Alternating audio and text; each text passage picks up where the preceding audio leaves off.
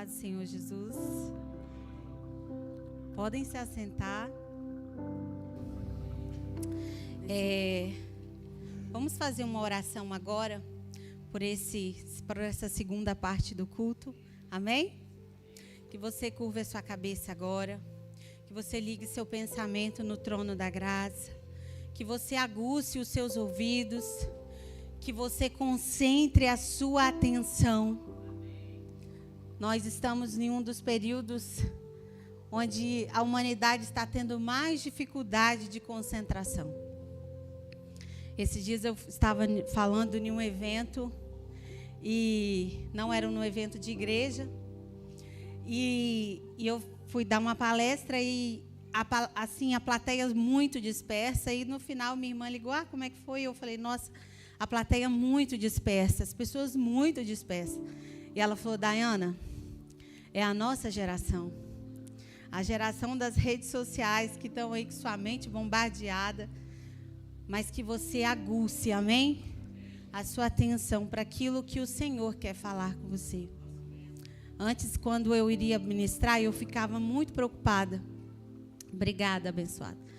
De que o Senhor me desse uma palavra, que o Senhor trouxesse a revelação, que o Senhor me revelasse. Só que, de um tempo para cá, eu tenho entendido que tão importante quanto a revelação que está com o ministrante é a revelação pessoal e individualizada que o Espírito Santo ministra em cada um aqui.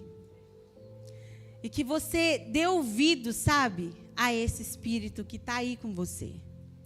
Ele sabe exatamente a sua realidade. Ele sabe exatamente o que você precisa ouvir. Ele sabe exatamente o que está no coração de Deus para falar com você. Então, aguce os seus ouvidos para essa voz. Porque, às vezes, com uma frase da palavra, o Espírito Santo gera outra mensagem aí dentro de você. Amém? Então, busque por isso. Senhor, nós queremos celebrar o Teu nome, continuar adorando a Ti.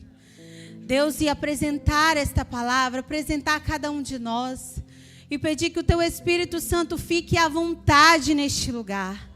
Pai, nós oramos e declaramos que o Senhor, Pai, venha fazer como o Senhor falou com aquele surdo, onde o Senhor falou, declarou efatá, declare efatá sobre os nossos ouvidos nessa noite. Aguça os nossos ouvidos, Senhor, para além de ouvir a voz do microfone, mas para ouvir a Tua voz dentro de nós, nos trazendo direção, discernimento, de qual seja a Tua vontade para esse tempo, para essa noite, para as nossas vidas. Pai, fique à vontade aqui, nós repreendemos toda a atuação das trevas para impedir da Tua palavra chegar aos corações. Nós repreendemos e na autoridade que há no nome de Jesus, nós declaramos cancelado toda obra contrária em nome de Jesus. Amém? Eu tenho, o meu plano de leitura desse ano tem sido o Antigo Testamento, né?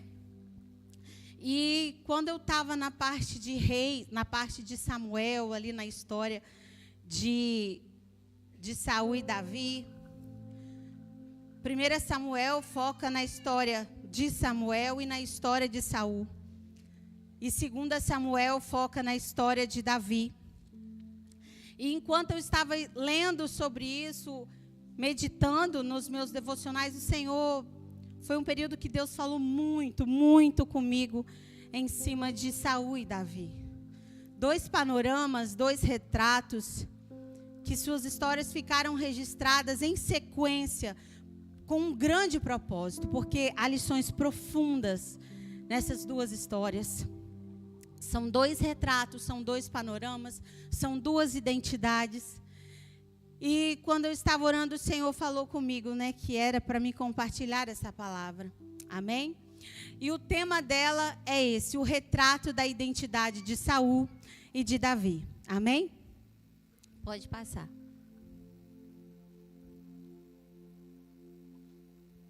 Antes da gente fazer a leitura do texto, eu gostaria de fazer uma introdução por aquilo que eu entendo que o porquê que o Senhor direcionou essa palavra.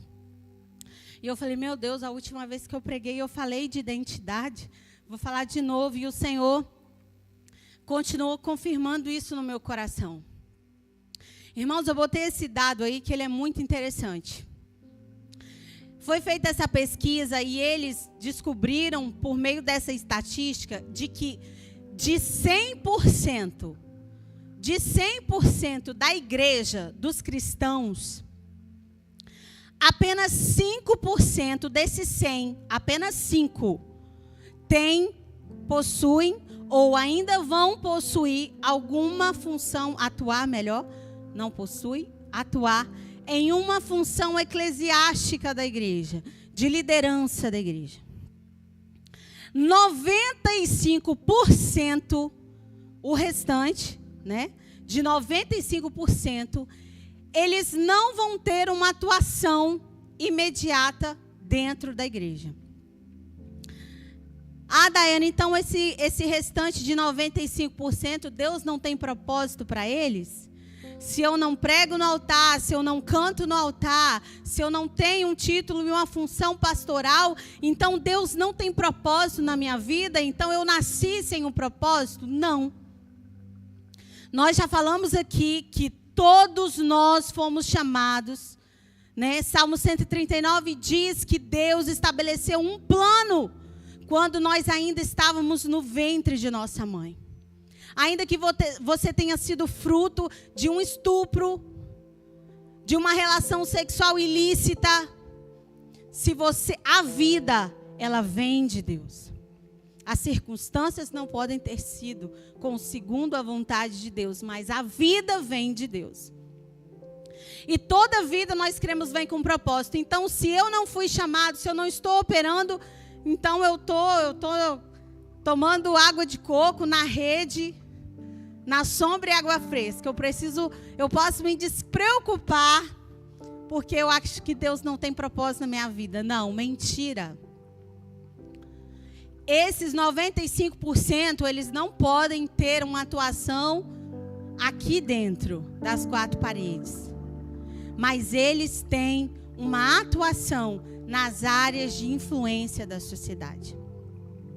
Eu não sei se você conhece, se você já leu sobre isso, ouviu sobre a visão dos 7 montes, ou a visão das 7 montanhas. Essa visão foi algo muito tremendo que aconteceu na história de 2 grandes líderes mundiais da igreja brasileira, que é eu não sei falar inglês, gente. Brunella, ajuda aí. Bill? Isso aí que Brunella está falando. Que é o fundador da Cruzada Estudantil, que é uma cruzada muito conhecida mundialmente. E o Loren Koenig. Você está me fazendo passar vergonha, rapaz. É isso aí. Que é o fundador da Jocum, que é uma associação mundial de missões, né? Até a irmã da Luciana, né, Lu? Trabalha pela Jocum.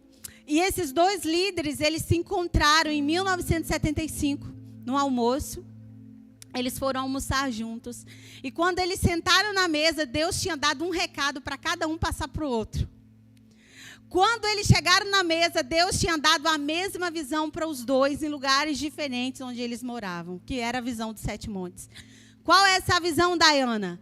Essa visão de que a igreja precisa ter como uma fonte, como um norte, como uma meta, não só atuar dentro das 4 paredes de uma instituição religiosa, mas de que a igreja precisa exercer influência, a igreja precisa estar presente, a igreja precisa operar nas áreas de influência da sociedade. E ele destaca 7, né, que são família, governo, educação e outras mais. Mídia. E ele diz de que o plano que está estabelecido, o propósito da igreja, ela precisa ganhar a sociedade. A igreja precisa sair de dentro das quatro paredes e ter uma atuação direta. Por quê? Porque é lá que estão as almas. Amém? E nesse sentido, por que eu fiz essa introdução e por que essa introdução é a introdução desta pregação? Porque talvez você está aí sentado e você talvez não teve nenhuma consagração, nenhum reconhecimento de título, de liderança. Talvez você não desempenha nenhuma função aqui. Mas deixa eu dizer uma coisa para você sobre a direção do Espírito Santo. Isto não significa que a sua vida está em ausência de propósito. Deus conta com você. E talvez Deus não conta com você verdadeiramente, internamente para esse lugar. Talvez seja, talvez não, mas talvez o propósito de Deus sobre a sua vida, o plano que foi escrito sobre você, é para que você atue na sociedade em uma dessas áreas de influência. Por isso, é tão importante você construir uma identidade em Deus, porque Deus conta com você. Talvez você já está na área do governo, talvez você desempenhe um papel em algum órgão público. Talvez você é uma professora e já está na área da educação. Talvez você é uma dona de casa, como eu estou na área da família. Talvez você é alguém que Deus está levantando para trabalhar nas mídias, né, Brunella? Só que você precisa entender que para cumprimento de propósito, o ponto de partida é uma identidade restaurada. Porque sem uma identidade restaurada e construída em Deus, ou teremos prejuízos na realização do propósito, ou teremos perca total, como foi no caso de Saul. E dada essa introdução, nós vamos entrar no texto. E nós vamos primeiro falar um pouco sobre Saul e depois em Davi, e depois a gente fecha. Beleza? Então vamos lá. 1 Samuel capítulo 9 é o capítulo da Bíblia onde registra um encontro de Samuel com Saul. Né? Deus já havia avisado o profeta Samuel que iria vir um rapaz procurando jumentas e ele seria o novo rei de Israel. E o texto diz, é Samuel respondendo para ele: quanto às jumentas que você perdeu há 3 dias, não se preocupe com elas, já foram encontradas. E a quem pertencerá tudo que é precioso em Israel, senão a você e a toda a família de seu pai? Já dizendo para ele que ele seria o rei. Saul respondeu: acaso não sou eu um benjamita, da menor das tribos de Israel? E não é o meu clã o mais insignificante de todos os clãs da tribo de Benjamim? Por que estás me dizendo tudo isso? Né? Que ele seria rei. E aí lá no capítulo 10, no versículo 20... é quando Samuel chama todo Israel, todas as tribos, para fazer o processo de nomeação. Aí vamos lá. Tendo Samuel feito todas as tribos de Israel se aproximarem, a de Benjamim foi escolhida. Então fez ir à frente a tribo de Benjamim, clã por clã. E o clã de Matri foi escolhido. Finalmente foi escolhido Saul, filho de Quis. Mas Saul já sabia, porque ele já tinha tido o encontro com Samuel. Quando, porém, o procuraram, ele não foi encontrado. Consultaram novamente o Senhor. Ele já chegou? E o Senhor disse: sim, ele está escondido no meio da bagagem. Correram e o tiraram de lá. Quando ficou em pé no meio do povo, os mais altos só chegavam aos seus ombros. Amém? Quando a gente vê isso, eu estou nervosa, estou com a boca seca. Quando a gente vê isso, quando a gente lê isso, a gente fica assim, com a dosinha de Saul, né? A gente acha bonitinho, assim, nossa. né? Que humildade de Saul, ele era tão humilde, né? Ele se achava um menor, ele se colocou nesse lugar, Saul se humilhou ali, né? Quando a gente lê, a gente tem essa impressão, nossa, Saul desceu ali, falando linguagem de crente, né? Saul desceu, Saul foi humilde. Só que, na verdade, isso não é humildade, gente. Isso não tem nada a ver com humildade. Isso não é bonitinho. Na verdade, essa postura de Saul, a fala de Saul e a postura dele revelavam um aspecto doentio da sua identidade, que era um complexo de inferioridade. Certo? E complexo de inferioridade não é humildade. Complexo de inferioridade não é bonitinho. Não representa simplicidade. E não representa uma postura humilde no conceito de humildade que Cristo nos ensinou. E quando a gente vê a vida de Saul, quando a gente lê toda a história, quando a gente analisa, né, todas as atitudes, todos os relatos que foram registrados do seu governo, de várias atitudes que ele teve na sua história, eu destaquei ali 1, 2, 3, 4, 5, 6 pontos do retrato de Saul, da liderança de Saul, da personalidade, da postura de Saul. Primeira delas, um complexo de inferioridade, que daqui a pouquinho a gente vai entrar, que era o problema central, era o ponto, era a raiz que originava todas as outras coisas. Então a gente percebeu em Saul um complexo de inferioridade. Segundo, a gente percebia em Saul um nível de dependência tão grande da aprovação de pessoas, que na verdade se tornou e era o grande ídolo do coração de Saul. O grande ídolo do coração de Saul era a necessidade de aprovação. Quando Samuel confronta ele, gente, é tão absurdo, depois vocês lerem lá. Quando Samuel confronta Saul, e Samuel pega e fala para ele, hoje Deus rejeitou o teu governo. Deus escolheu outro, tá, Saul? Deus escolheu outro e vai colocar outro no seu lugar. Ele vira para Samuel e fala assim, tá bom, mas aqui, só fica aqui comigo para o povo ainda pensar que tá tudo bem. Tipo assim, volta comigo. Samuel, não vai na frente não. Só fica aqui para que o povo de Israel não veja. Ou seja, ao invés de descer, se lamentar e chorar, como o conselho bíblico nos adverte, porque ele tinha sido repreendido pelo Senhor, ele foi ainda se preocupar com o que as pessoas estavam pensando sobre ele.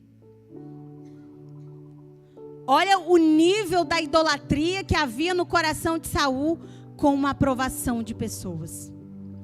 E a dependência da aprovação de pessoas é uma derivação do problema de identidade com complexo de inferioridade.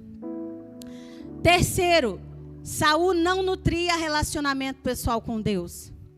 Em alguns momentos, quando ele chega para Samuel, ele fala assim, Samuel, consulta o teu Deus. Consulta o teu Deus. Ele poderia falar, Samuel, consulta o nosso Deus. Essa fala dele aponta para um relacionamento distante. Ou até mesmo uma ausência total de um relacionamento pessoal com Deus. Quarto, Saul não ouvia conselhos, nem do seu próprio filho. Porque na verdade, a raiz do complexo de inferioridade é o orgulho, tá, gente? Por isso que não tem nada a ver com humildade, complexo de inferioridade. A raiz, o fundamento de um complexo de inferioridade é orgulho. A gente vai ver daqui a pouquinho. E pelo orgulho, ele não ouvia conselhos, ele não ouvia nem o próprio Samuel, que naquele momento representava a voz de Deus enquanto profeta para aquele povo. Quinto, Saul era inseguro. Ele era marcado por uma insegurança terrível. E esta insegurança que Saul tinha o fez perseguir talvez o seu melhor amigo, que era Davi. Porque Davi era amigo, cara. Estava até conversando com o Igor. Cara, meu Deus, perdoa, gente. Olha o nível da amizade de Davi. Saul tentando matar Davi. Davi ficou anos fugindo, sem casa, sem pousada. E quando você vai ver os relatos, Davi amava Saul. É emocionante. Quando Saul morre, que o moabita mata Saul, o moabita, o jovem, corre para ir contar para Davi, ele se ajoelha em reverência a Davi. Davi, meu senhor, matei Saul. Eu acho que ele pensou assim, agora eu estou bem, Davi vai ser o novo rei, eu matei Saul estava perseguindo ele. Davi fala, o quê? Você matou Saul? Vai lá e manda matar ele. E chora. E bota todo o seu exército para se lamentar por causa da morte do cara que estava querendo matar ele, gente. Olha o coração de Davi, cara. E seu coração de Saul, não estava em Deus, estava no trono e no poder. Amém? E de todas essas características, a primeira e a fundamental é o complexo de inferioridade. O problema central de Saul era um problema de identidade. Porque Saul não sabia quem ele era em Deus. Ele não teve a sua identidade tratada em Deus. Talvez a vida dele foi marcada por rótulos, por traumas de coisas que ele ouviu, porque a tribo de Benjamim de fato era menor e o seu clã, já dentro da tribo que era menor, ou talvez até considerada a mais insignificante, já era o menor. Então talvez ele cresce com esse estigma, ele cresce com toda essa rotulação do seu ambiente. Mas ele não levou isso aos pés do Pai. Porque diferente dele, e com a história ainda pior, Davi também veio de um contexto de traumas. Os historiadores dizem que bem possivelmente Davi era filho de um casamento, de uma relação fora do casamento. Isso talvez explicaria o tamanho da exclusão que Davi enfrentava dentro de casa.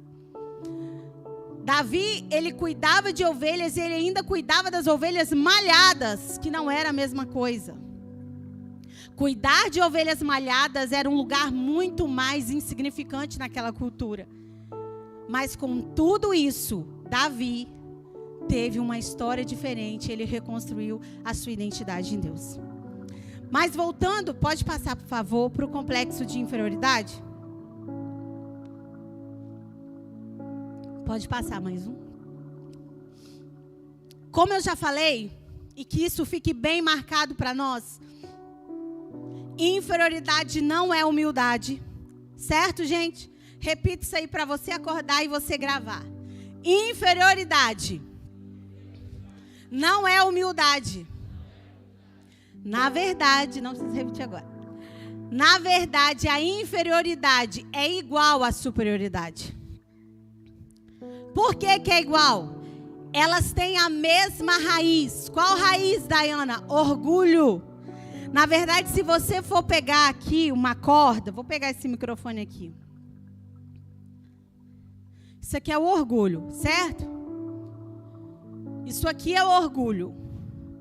Em um ponto de uma extremidade do orgulho, você tem a inferioridade. Mas, no outro ponto, na outra extremidade, você tem a superioridade. Mas, na verdade, é a mesma coisa. Vocês estão entendendo? O trânsito é só de um ponto para o outro, mas é a mesma coisa. E Timothy Keller tem um livrinho, fica a dica aí. E esse, gente, vale a pena mesmo. Até quem não gosta de ler, você vai ler, porque ele é um livreto, né, Fabinho? 45 páginas. Ele é um pequenininho assim, com um dia você lê ele. E Timothy Keller, ele fala muito bem sobre isso. E ele diz que ele lê o texto lá, ele trabalha o texto de 1 Coríntios 4, 3, 9. Vai abrindo aí para mim, fazendo um favor, enquanto a gente vai falando. E lá nesse texto, tem uma parte que Paulo pega e fala assim, que não era para eles se orgulharem, serem orgulhosos de uns para com os outros. E é tão interessante que essa palavra do orgulho, que no original dela do grego, não sei falar grego, é písio, mas vamos lá. Vamos para o texto. Contudo,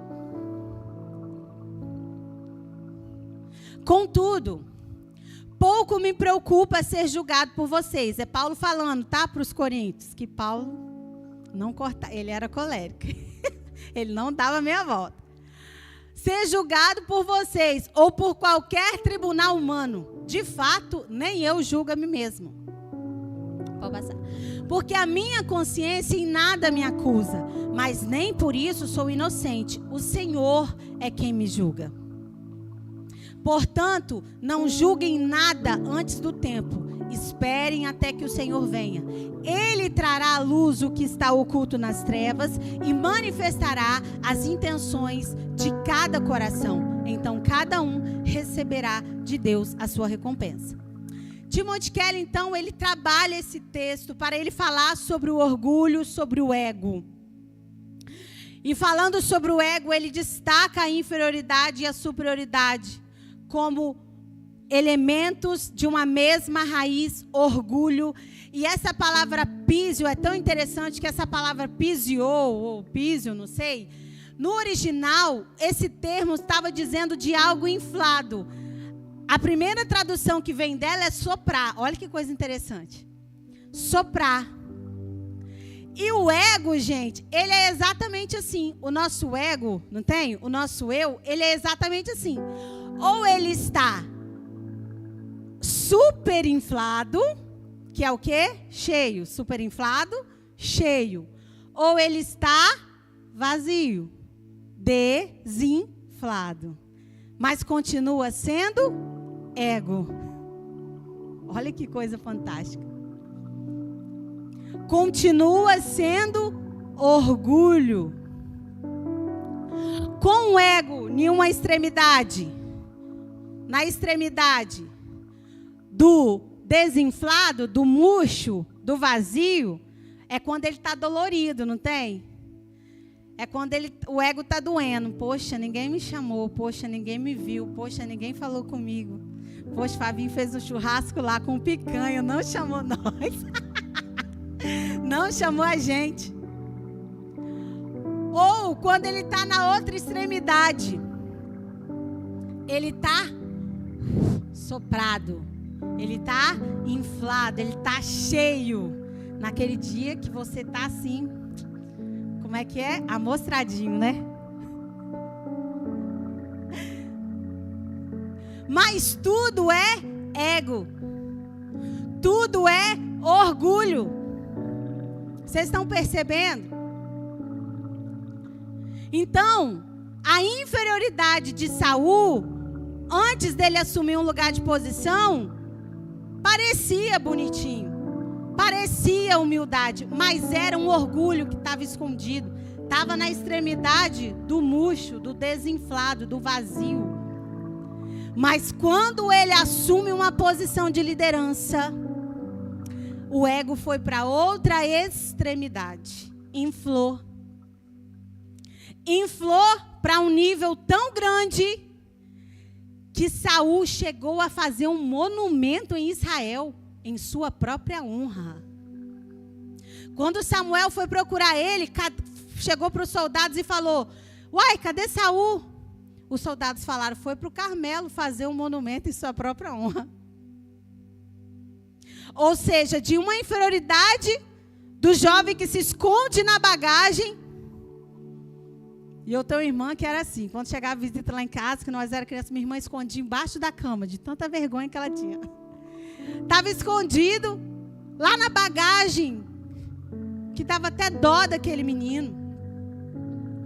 Mas agora que o ego superinflou, ele foi para outra extremidade, que é a superioridade.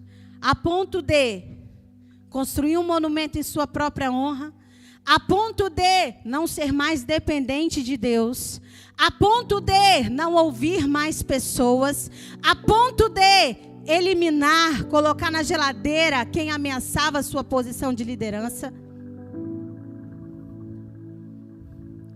Mas o problema central de Saul era o mesmo, orgulho.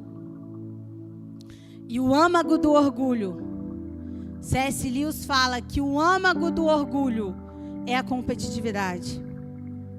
Saul é um retrato de uma identidade não restaurada e não curada. Sabe por quê? Ele não estava aqui ontem para ver a pregação do pastor Renato. Ele não tinha relacionamento. Era um cara que não orava, que quando queria ouvir a voz de Deus, chamava o profeta para falar o que Deus estava anunciando. Era um cara que não se rendia, que não se prostrava, que não tinha intimidade e conhecimento de Deus, que não dependia de Deus. Agora vamos seguir. A gente agora vai falar de Davi. Pode passar. Lá em 1 Samuel capítulo 17. Davi vai levar o queijo lá, o lanchinho para os irmãos que o pai manda, né? E aí quando chega lá, o gigante Golias estava lá atormentando o povo. Aí vamos lá no texto. Davi disse a Saul, olha a fala de Davi, presta atenção nisso aí. Ninguém deve ficar com o coração abatido por causa desse filisteu. Teu servo irá e lutará com ele. Respondeu Saul, você não tem condições de lutar contra esse filisteu. Você é apenas um rapaz. Ele é um guerreiro desde a mocidade. Davi, entretanto, disse a Saul, teu servo toma conta das ovelhas de seu pai. Quando aparece um leão ou um urso e leva uma ovelha do rebanho, pode ir. Eu vou atrás dele, dou-lhe golpes e livro a ovelha de sua boca. Quando se vira contra mim, eu o pego pela juba e lhe dou golpes até matá-lo. Teu servo pôde matar um leão e um urso.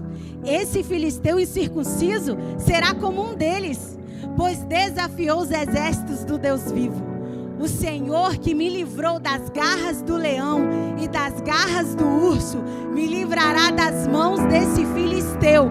Diante disso, Saul disse a Davi, vá e que o Senhor esteja com você.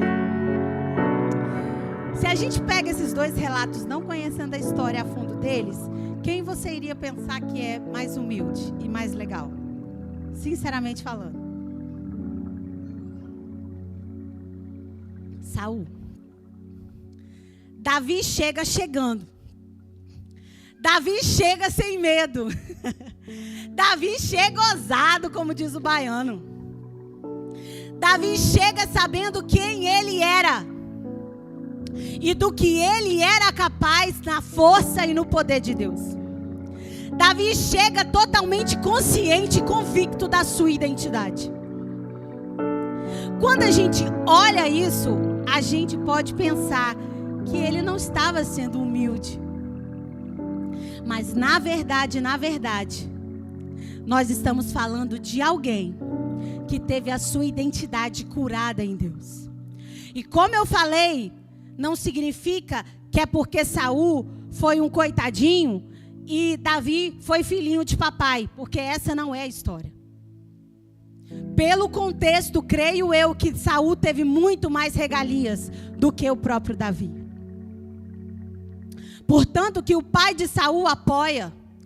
Abner, o chefe o general de guerra de Saul, era o seu primo primeiro, Abner. Ou seja, diz de uma pessoa que tinha um bom relacionamento familiar. uma boa aceitação familiar. Davi, no entanto, nesta ocasião, ele é totalmente repudiado pelo irmão Eliabe. Quando você lê, quando Samuel foi lá na casa, dá uma raiva. Porque você vê claramente Samuel, qual é o próximo? Ah, esse aqui é o próximo. Aí vai agora, vai Abinadab agora, vai o Eliabe. Não, vai Abinadab.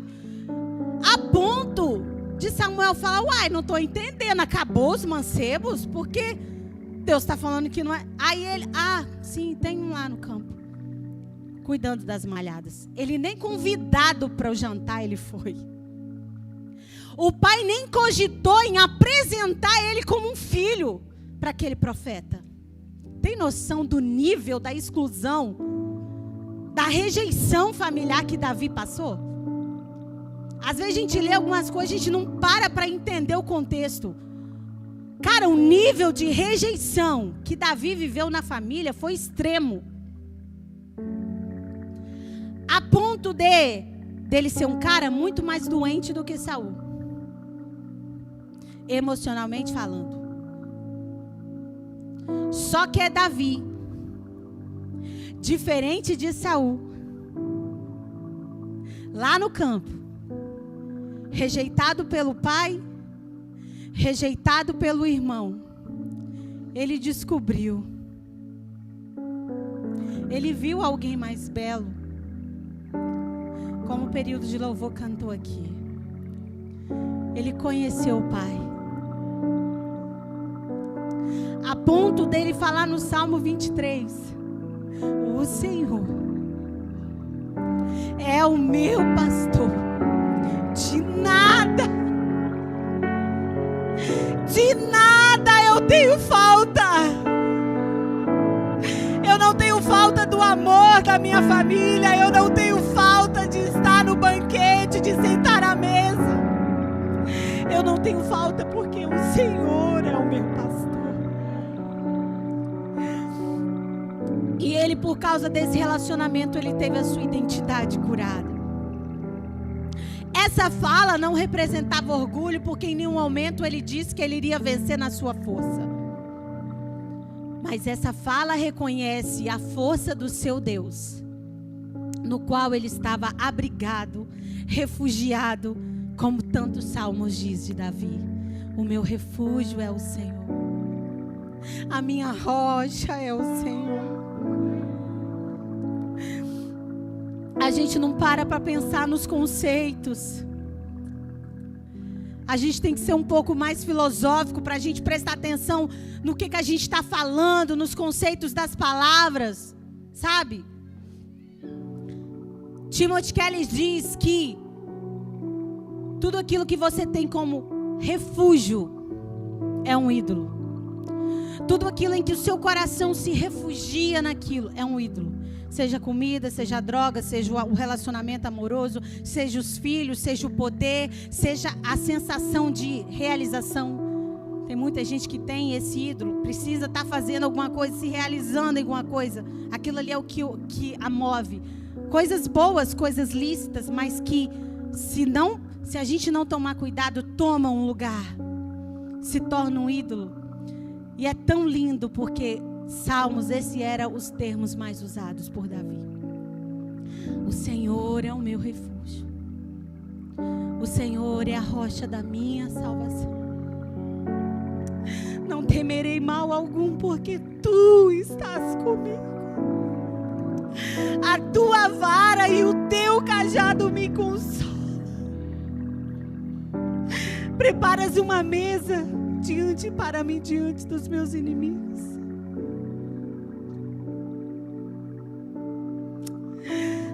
Irmão, talvez você pensa, para mim não tem jeito. Daiana, você não sabe do contexto que eu vim. Você não sabe pelos traumas que eu passei. Daiana, você não conhece a minha história para você dizer agora que eu tenho que ter uma identidade curada. E eu não estou falando que você tem que ter, porque isso é uma decisão.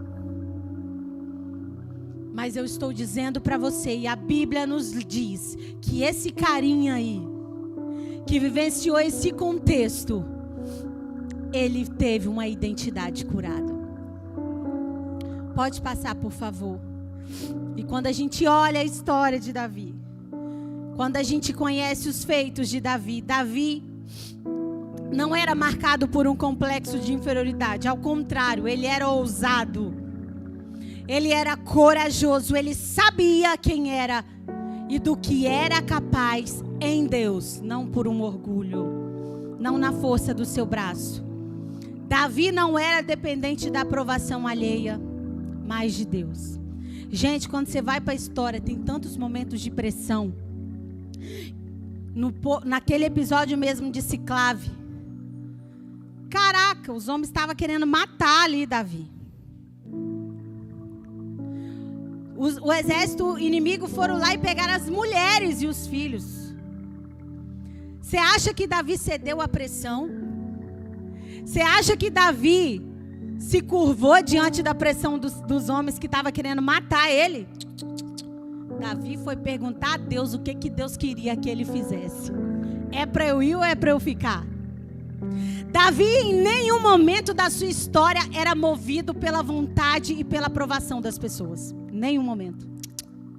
Tinha tudo para ser. Porque um cara que passou a vida sendo rejeitado era um cara que, humanamente falando, tinha fome de aprovação. Mas ele foi curado em um nível que ele buscava a aprovação de Deus. Davi nutria um relacionamento íntimo com Deus. Existia profetas na época de Davi? Claro que existia. Natan foi um cara que aparece o seu nome. Mas quando ele precisava ouvir a voz de Deus, ele tinha um relacionamento tão íntimo com Deus que ele não precisava de ir no profeta. Então não é para mim? Não estou falando isso. Portanto, que Deus, quando Deus quis usar o profeta, Deus levou Natan até o palácio. Mas o refúgio de Davi não era os profetas, era o seu relacionamento com Deus. E ontem a palavra, que o pastor Renato trouxe foi isso, oração, relacionamento. Davi tinha uma postura humilde. Davi sim tinha humildade. Onde você vê a humildade de Davi, Dayana? Davi ouvia as pessoas. Cara, eu estava até falando com o Igor. Gente, Davi, ele ouvia tantas pessoas, que ele ouviu Abigail. Cara, ele ouviu uma mulher, e ainda uma mulher que não era dele. Tem noção do que era isso naquele contexto? Tem noção, gente? Naquela época, um homem ouviu uma mulher, ainda ouviu uma mulher que não era a mulher dele. Rapaz, olha o nível da humildade desse cara. A postura natural de um homem era ignorar. Era o que uma mulher estava falando, era o que um cachorro estava dizendo. Na cultura era assim.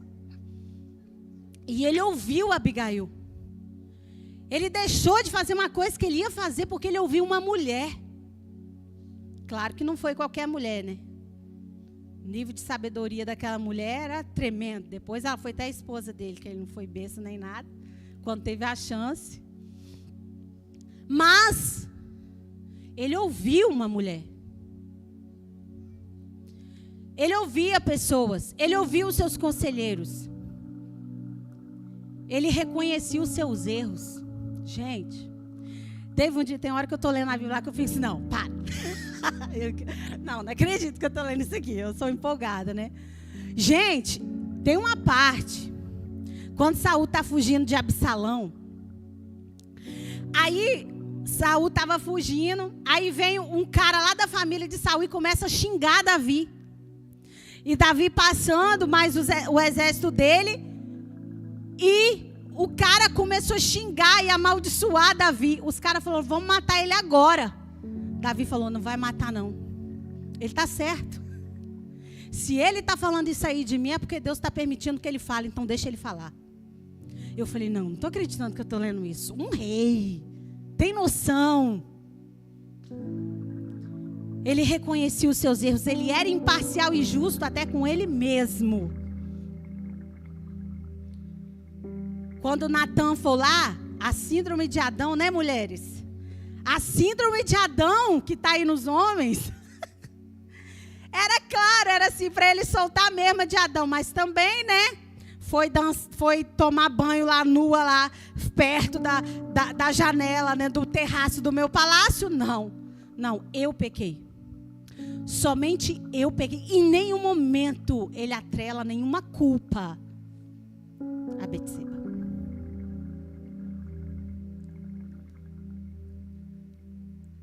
Ele não era inseguro.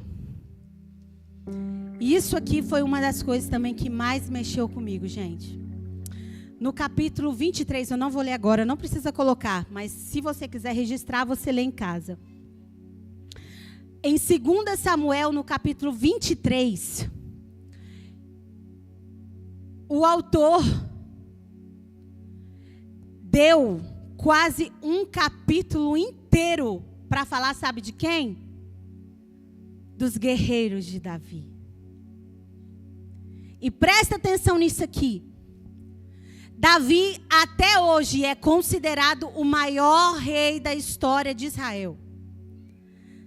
Davi, talvez ele é um dos, ou o maior rei prestigiado em toda a história da monarquia terrena. Mas escuta isso aqui. Davi não chegou aonde chegou. No reinado de Davi, Davi subjugou todos os inimigos dele. Davi entregou o reino a Salomão limpo. A conspiração que tinha era interna, era do irmão. Mas os rivais, ele subjugou todos. Mas escuta isso aqui. Todo o sucesso e o crescimento de Davi, em primeiro lugar, era porque Deus estava com ele. E segundo, porque Davi tinha companheiros leais, fiéis. E que em nenhum momento ele congelou. E que em nenhum momento ele isolou. Como Saul fez com ele, que quando Saul começou, Davi fez isso mais do que Saul. Aí Saul falou o que? O texto está dizendo.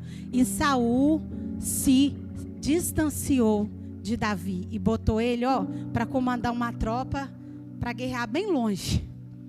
Porque o inseguro mata ameaças.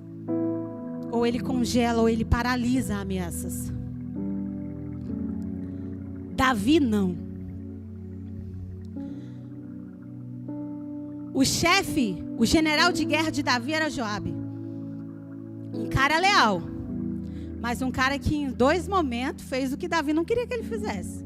Ele matou Absalão. E ele matou o outro general que Davi tinha colocado na batalha, para ele tomar o lugar de volta. Mas em nenhum momento, e Davi sabia, porque quando ele vai passar o reino, ele fala com Salomão, dá um jeito em Joabe, porque eu sei o que Joabe fez. Joabe matou Absalão, e Joabe matou que eu esqueci o nome do cara lá, que era o general. Mas em nenhum momento ele fez nada com Joabe. Ele não mata Joabe. Ele não tira Joabe de cena. Ele não se intimidou. Porque ele não era inseguro. Ele tinha companheiros cruciais. Porque, escute isso aqui. Você tem um propósito estabelecido sobre a sua vida. Tem, não tem? Tem. Que pode não ser aqui, pode ser lá fora? Sim. Você precisa ter uma identidade curada? Sim. Um relacionamento? Mas escute isso aqui. Deus vai colocar pessoas estratégicas do seu lado. Porque você não chegará sozinho. Isso é fato. Isso é dado, estatística, história. Pega todos os grandes feitos da humanidade. Ninguém chegou onde chegou sozinho. Na história da igreja, pega John Wesley. Você só ouve falar de John Wesley. Mas você sabia que, na verdade, quem deu marketing para o ministério dos Wesleys não foi John Wesley, foi o irmão de John Wesley que cantava? E as músicas dele fizeram sucesso, se publicizaram na época e deram sucesso para que a mensagem de John Wesley fosse publicada e chegasse aos mais corações? John Wesley não chegou onde chegou sem um irmão. Deus vai colocar pessoas, mas se você for marcado por uma insegurança, você se sentirá ameaçado por essas pessoas. E a sua insegurança irá isolá-las ou matá-las da sua trajetória, ou excluí-las da sua trajetória. Porque isso é nosso normal. O que nos ameaça, nós nos isolamos, nós excluímos. Mas não cai no erro de Saul. Em nenhum momento Davi queria o trono de Saul. Isso fica muito claro na história. E talvez, se Saul tivesse andado no caminho, Davi teria se tornado um grande colaborador do seu reinado. E ele teria chegado onde Davi chegou. Que Davi estava se contentando demais em ser um guerreiro. Casar com Mical estava tudo certo. E segundo, o coração de Davi não estava no trono. Eu só quero ler isso aqui porque isso me emocionou tanto, gente. Isso me emocionou muito. 2 Samuel, não precisa abrir, 15. Quando, 2 Samuel 15, Davi foi fugir de Absalão. 2 Samuel 15, 25. O que acontece? Quando Davi foi fugir do filho dele, porque Absalão tinha feito uma conspiração e tomado o poder, ele pegou a arca e levou junto, porque ele era um adorador, ele não ficava longe da arca. Aí, só que chegou no meio do caminho, ele desistiu. Aí ele pega e fala assim para Zadok. Então o rei disse a Zadok: leve a arca de Deus de volta para a cidade. Olha isso aqui, gente, presta atenção nisso aqui. Se o Senhor mostrar benevolência a mim, Ele me trará de volta e me deixará ver a arca e o lugar onde ela deve permanecer. Não era nem o trono, não, era a arca que ele estava preocupado. Mas se ele disser que já não sou do seu agrado, aqui estou. Faça ele comigo a sua vontade. Eu chorei quando eu li isso aqui, cara. Olha o coração de Davi, gente. Há tantos anos, que aí já tinha bastante tempo que ele estava no reinado, o coração dele não foi para o trono, o coração dele estava em Deus. Pode passar. Para concluir. E por quê? Dayana, o que faz uma pessoa chegar nesse lugar de uma identidade restaurada e, consequentemente, uma postura de humildade e sabedoria, porque humildade é sabedoria, é uma tríade. Primeiro, relacionamento com Deus. É a premissa, é o ponto de partida. Quando você tem um relacionamento com Cristo, você vai para o segundo passo, a sua identidade passa a ser restaurada em Cristo. Nesse relacionamento, seus traumas são curados. Suas dores, suas feridas são cicatrizadas. Seu coração passa a sair dos ídolos e ir para Ele. Terceiro, humildade. Porque a humildade, segundo o Evangelho, é autoesquecimento. Humildade, né, Fabinho? Não é pensar menos de mim. Humildade, na verdade, segundo o Evangelho, é me esquecer de mim. Humildade é autoesquecimento.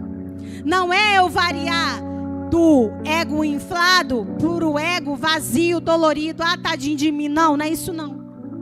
É eu simplesmente esquecer de mim e fazer o que Paulo fez. Agora vivo não mais eu. Então não importa se estou sendo amado, como ele fala, né? Não importa se eu estou sendo aceito, honrado, ou se eu estou sendo massacrado, rejeitado. Não importa, porque eu já me esqueci de mim, eu já morri. E Davi viveu isso. Timothy Keller diz que a humildade é a liberdade que vem do autoesquecimento. Segundo, próximo. Mas a tríade de Saul foi oposta. Qual foi a tríade de Saul? A ausência de relacionamento com Cristo. Sua ausência de um relacionamento pessoal com Cristo o levou a ter uma identidade terrena, construída em cima da aprovação de pessoas. E terceiro, ter uma postura orgulhosa. Próximo. Para concluir, Deus quer te levantar para cumprir o propósito que Ele estabeleceu sobre você, influenciar essa geração. Mas para isso,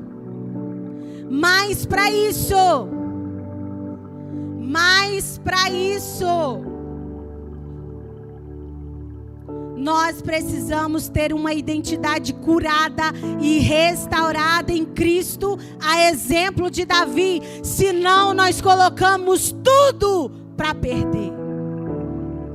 Como Saul colocou. Gente, a promessa que estava sobre a vida de Davi, era para Saul, tem noção? A descendência, o Cristo, não ia vir da casa de Davi, iria vir de Saul.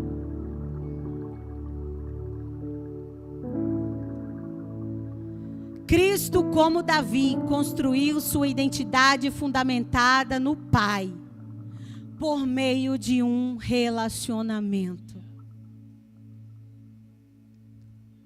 Gente, eu vou falar algo aqui, para fechar mesmo, pode até subir o período de louvor.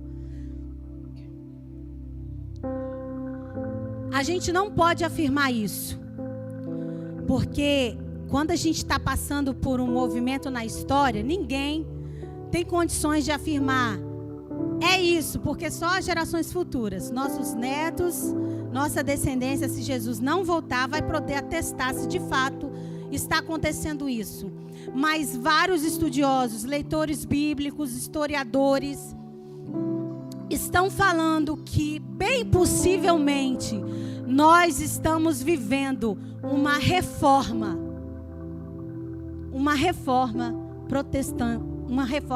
outra reforma protestante.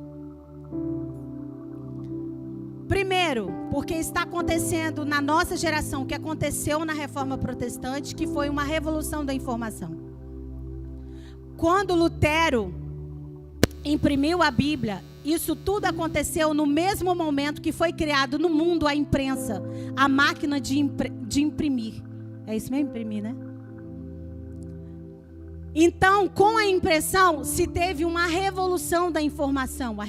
A informação passou a chegar em lugares onde não tinha chegado. Livros foram escritos.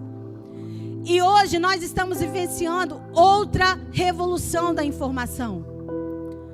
Onde, por meio das mídias sociais, das redes sociais, a informação está assim, ó, correndo em todos os cantos, chegando em todos os lugares. E a gente está vendo no meio da igreja, de forma global, que Deus está trazendo alinhamento sobre a igreja de Cristo, sobre a face da terra. O primeiro deles, restaurar o altar da adoração.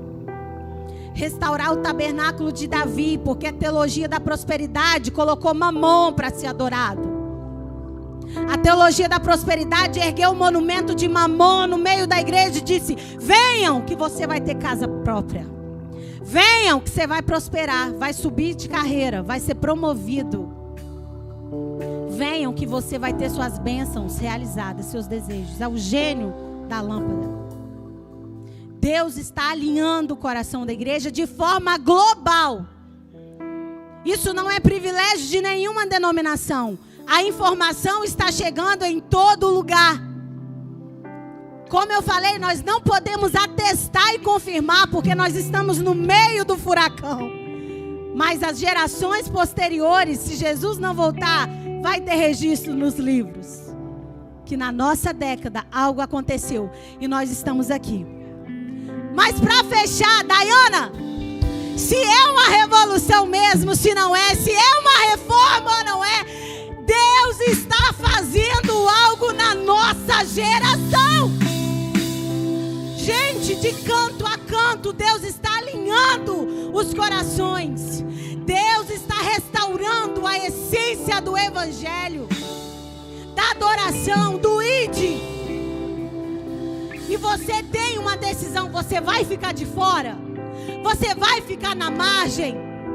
Você vai continuar indo por esse caminho de uma relação idólatra com Deus, onde você só fala com Deus quando você precisa, quando o gás acaba, quando a porta de emprego fecha, quando a crise de ansiedade bate na porta? Querebacaia, arabacaia, súbia.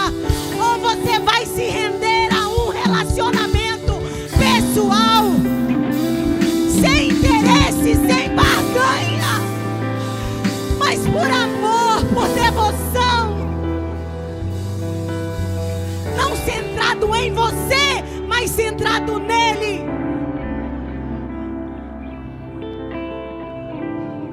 Independente do que seja, Deus está fazendo algo.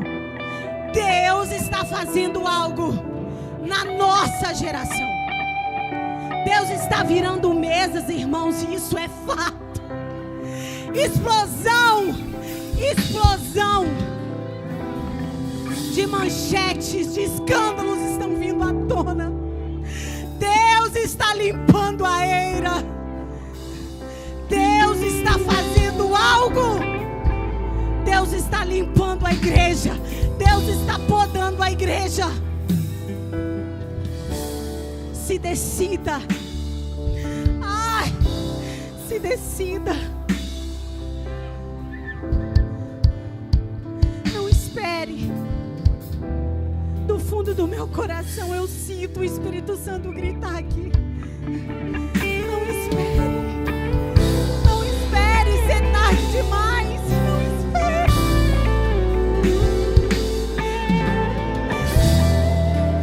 Porque vai ter uma hora que a porta da graça vai fechar. Vai. A graça é maravilhosa, ela é confortante, ela é. Mas tem uma hora que ela vai fechar. O juízo final vai chegar. A história vai se encerrar. Não espere ser tarde demais. E para você pode ser amanhã. Para mim pode ser daqui a pouco. Quem sabe? Ninguém. Mergulhe. Mergulhe. Se renda. Se lança. Eu não estou falando de religiosidade. Estou falando de vida com Deus em alinhamento com a sua palavra. Porque um extremo leva a outro. Às vezes a gente quer fugir da religiosidade, mas a gente entra em outro lugar. Negligência, procrastinação. Cuidado. Cuidado.